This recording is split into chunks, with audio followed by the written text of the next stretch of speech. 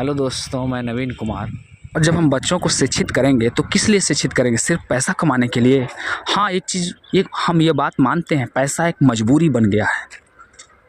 पैसा मजबूरी बन गया, बिना पैसा के तो गाड़ी चलेगी ही नहीं। लेकिन मैं ये भी देखता हूँ, मजबूरी धीरे धीरे पागलपन में बदल जाता है और फिर उसके सिवा कुछ और दिखाई ही नहीं देता है, क्योंकि पता नहीं उसकी समझ कब परिवर्तित इस तरह से हो जाता है कि सिर्फ पैसा ही पैसा उसे दिखाई देता है। लेकिन सब कुछ निर्भर करता है माहौल पर। हम जिस तरह के माहौल में रहेंगे, हमारे मन में उसी तरह की चेतना का विकास होगा। जब तक हम अपना माहौल नहीं बदलेंगे, तब तक उस तरह के चेतना का विकास नहीं होगा। होना असंभव है। यदि मैं हमेशा इन पेड़ों के बीच में रहता हूँ, आता जाता हूँ, तभी मैं इन पेड़ों के बारे में सोच रहा हूँ, अच्छा या बुरा जो भी। लेकिन मैं मुंबई शहर में रहता, दिल्ली शहर में रहता, इतना मेरे पास टाइम ही नहीं है कि क्या पेड़, क्या फूल, क्या पत्ती, मतलब मेरे दिमाग में ये सब आने ही वाला नहीं है। पेड़ शब्द बोलने में भी मेरे को कई महीनों लग जाएंगे, तब मैं ट्री बोल पाऊंगा। यस, बोलने का मतलब थोड़ा सोचना भी होता है, उतना करने में भी मेरे को कई महीनों लग जाएंगे। शहर का माहौल ऐसा हो गया है, लेकिन पता होना चाहिए शहर इन वृक्षों के कारण ही टिका हुआ है, उनका वातावरण। क्योंकि सुबह की हवाएं पूरे भारत को भ्रमण कर लेती हैं। इसीलिए तो कई समझदार और अच्छे अनुभवी लोग ये कह पाते हैं कि सुबह में बाहर निकल के टहलना चाहिए, अपने छत के ऊपर भी कम से कम टहलना चाहिए। क्योंकि हिमालय से और आसपास के वैसे जगहों से जहाँ पर जंगल की संख्या है, हवाएं जब बहती हैं तो कम से कम शरीर पर लगे, उसकी हवाएं नाक के अंदर, शरीर के अंदर जाए। देखिए, मैं जब चल रहा हूँ तो मुझे कई प्रकार के अच्छी खुशबू आ रही हैं।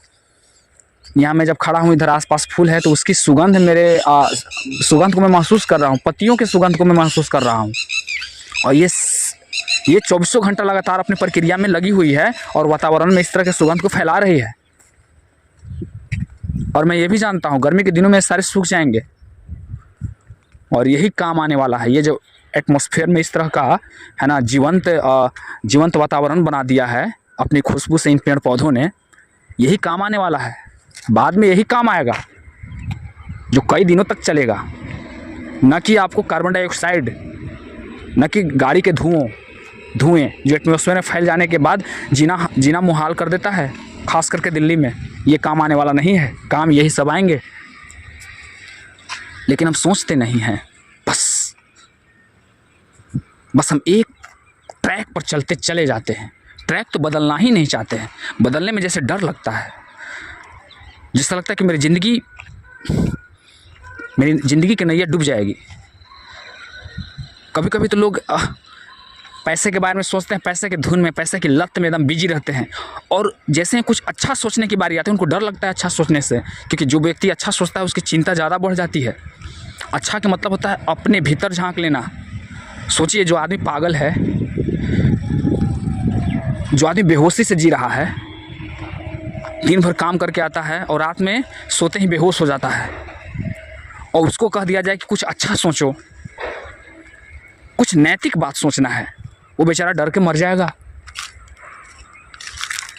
अच्छा सोचना मतलब सबसे बड़ा गुनाह काम कर लेना। आज के डेट में ये होने जा रहा है। कोई व्यक्ति अच्छा सोच ही नहीं सकता है आज के डेट में। सोचने का मतलब है कि अपने शरीर को और भी ज़्यादा कमज़ोर बनाना, शरीर को गलाना, और भी दुबला पतला खुद को कर लेना।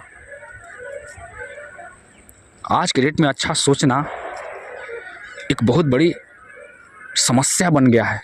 कोई व्यक्ति अच्छा सोच ही नहीं सकता है, नहीं तो वो अच्छा खासा वो सज़ा अपने खुद ले लिया। अगर अच्छा कोई सोच लिया तो आज के डेट में अगर किसी को सज़ा देना है, एक काम करो, बस उसे इंसानियत के मार्ग पर चला दो। और ख़ास करके वैसे आदमियों को जो किसी विचार के लत में एकदम डूबा हुआ हो, उसको एक सीधे मार्ग पर लाके खड़ा कर दो। बस उसको सबसे बड़ी सज़ा मिल गई। लेकिन वो सज़ा को अपना लिया तो वही सज़ा उसके लिए हथियार बन जाता है और पूरा जीवन सफल हो जाता है।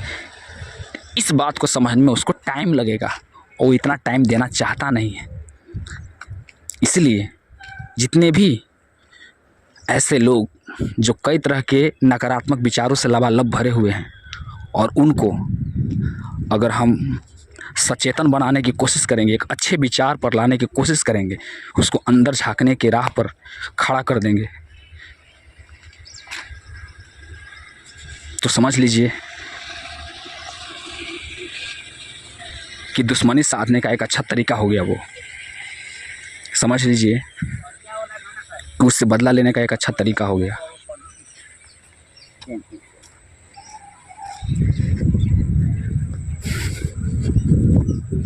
तो समझ लीजिए कि उसकी ज़िंदगी नरक हो जाएगी। तो समझ लीजिए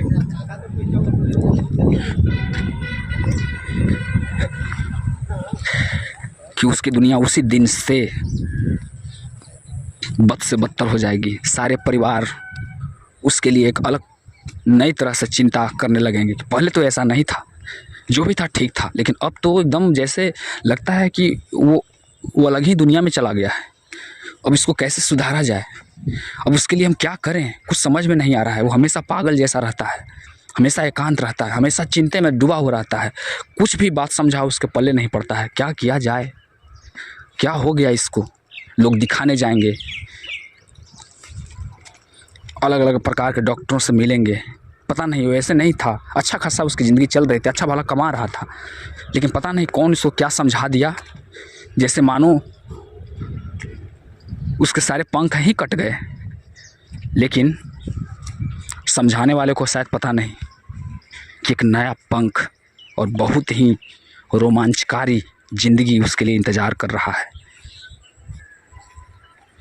न समझाने वाले को पता, न डॉक्टर को पता, और न जिसके साथ ये घटना घट रही है उसे पता। पता तो सिर्फ उसे है जिसने इस ट्रैक पर उस बंदे को लाया है। इसलिए आज की डेट में अगर किसी से बदला लेना है तो बस उसे अच्छा ट्रैक पर ला दीजिए, वो उसकी बर्बादी निश्चित है। क्यों? क्योंकि उसे इंसानियत के हाथों में आने में बहुत वक्त लग जाएगा, और हैवानियत से इंसानियत तक जाने का जो मार्ग है बहुत ही ज़्यादा अर्जुन टाइप के है। वो हमेशा डिप्रेशन, चिंता में डूबा हुआ रहेगा। और आज के डेट में कोई कृष्ण तो है नहीं कि जल्दी ही उसे सब दुखों से मुक्त कर दे। वो अकेला ही उसकी सामना करेगा और मर जाएगा। तो आज के लिए इतना ही। बहुत बहुत धन्यवाद।